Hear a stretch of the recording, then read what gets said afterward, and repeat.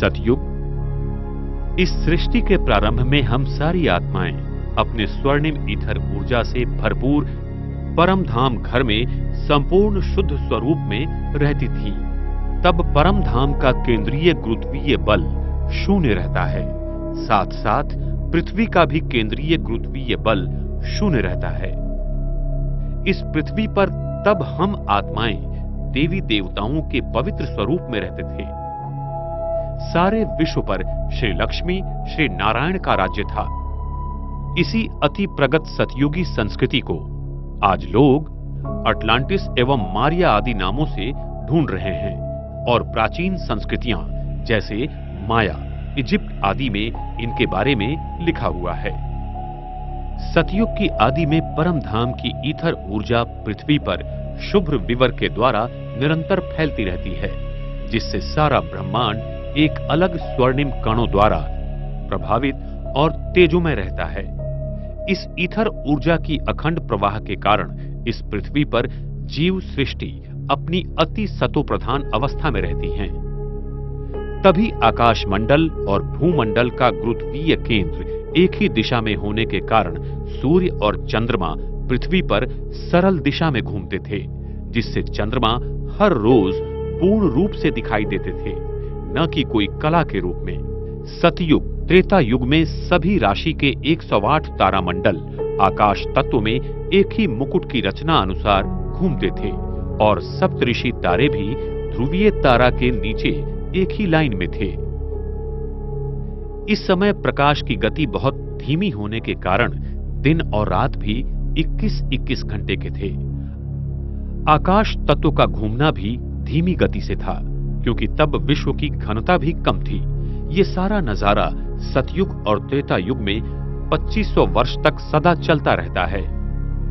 हमारी कुंडलिनी शक्ति हमारे सहस्र चक्र में सदा विराजमान थी, क्योंकि हमारी मानसिक स्थिति आत्म अभिमानी थी। इस स्थिति के कारण हमारे अंदर इथर शक्ति का प्रवाह ध्रुवीय तारा के द्वारा निरंतर था और सारा तारामंडल हमारे संकल्पों पर चलता था। सतयुग के आदि में पृथ्वी में पारा की मात्रा बहुत थी और पृथ्वी का केंद्रीय गाभा पारा की इसी चारों बाजू से पूरी तरह भरा हुआ था।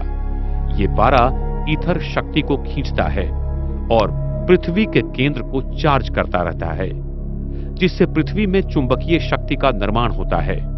सतयुग में पृथ्वी के चुंबकीय शक्ति मोनोपोल थी और उसके सारे ऊर्जा केंद्र एक ही जगह केंद्रित थे, जिसके कारण फिर अक्षांश और रेखांश नहीं थे और पृथ्वी का भूभाग कमल की तरह बना हुआ था।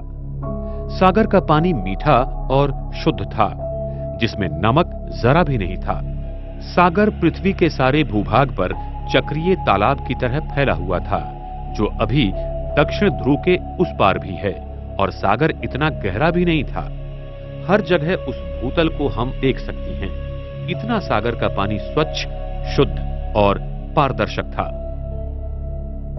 इस युग में हम मनुष्य आत्माओं की सतो प्रधान अवस्था के कारण प्रकृति हमारे आदेशों पर चलती थी। सतयुग के पुष्पक विमान टेस्ला कॉइल की प्रणाली पर ईथर ऊर्जा द्वारा चलते थे और वो हमारे संकल्प द्वारा नियंत्रित किए जाते थे। वहां पर सोने के महल होंगे जो कि हीरों से जड़े हुए होंगे। वहां पर विज्ञान अपनी सतो प्रधान की चरम सीमा पर था। सतयुग में दो प्रकार के खनिज पत्थर होते हैं, एक किम्बरलाइट और दूसरा लिम्प्रोलाइट, जिसमें बहुत प्रकार के हीरे पाए जाते हैं। इनमें प्रकाश की किरणें अनेक रंगों में परिवर्तित तथा उत्सर्जित करने की क्षमता बहुत ज्यादा है। इन्हीं हीरों द्वारा सतयुग के स्वर्णिम महलों में अनेक प्रकार के रंगों की रोशनी रहेंगी और इन हीरों से निकलने वाली किरणों का रंग हम अपने संकल्प द्वारा नियंत्रित या परिवर्तित कर सकते हैं। सतयुग में प्रकाश कणों की प्रकाश कोण डायनेमिक होती है, जिसके कारण जब विश्व महाराजन संकेत करेंगे कि दिन, तो सूरज की प्रकाश कणों का प्रकाश शंकु 180 अंश कोणीय में खुल जाएगा और सारी धरती पर एक ही समय दिन होगा। और जब रात का संकल्प करेंगे तब सारी पृथ्वी पर रात होगी, लेकिन उस समय चंद्रमा पर पड़ी हुई सूरज की किरणों का प्रतिबिंब धरती पर आएगा और चंद्रमा हर दिन पूर्ण रूप में रहेगा। चंद्रमा की किरणों का प्रकाश शंकु का कोणीय नियंत्रण भी हमारी संकल्प शक्ति द्वारा होगा। सतयुग में हमारा डीएनए 12 तंतुओं का बनेगा, जिससे हमारा शरीर अति सुंदर, शक्तिशाली और सूक्ष्म शक्तियों से भरपूर होगा, जिससे हमारी आयु 150 साल होगी और हम बूढ़े नहीं होंगे। हम अपनी इच्छानुसार शरीर को त्याग देंगे। हमारे मस्तिष्क पर तेजोमय वलय सदा रहेगा। इसीलिए मंदिरों में देवताओं के आगे दिए जलाते हैं, क्योंकि उनकी आत्म ज्योति सदैव जलती थी। देवी देवताओं का जन्म भी पवित्रता की शक्ति से आंखों द्वारा नयन दर्शन से होगा। वहां काम विकार से कोई भी रचना नहीं होती है।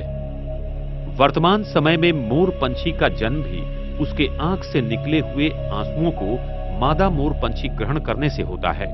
इसीलिए उसकी पवित्रता के कारण कृष्ण के मुकुट में मोर का पंख दिखाते हैं और वो भारत का राष्ट्रीय पक्षी है। सतयुग में प्राणियों की रचना मैग्नेटिक फील्ड के रूप में खिलौनों के रूप में होगी और वो बहुत सुंदर और सात्विक होंगे। हम मनुष्य आत्मा सतयुग से लेकर त्रेता युग तक सदैव आत्मिक स्वरूप में 2500 वर्ष तक शुद्ध पवित्र स्वरूप में थी।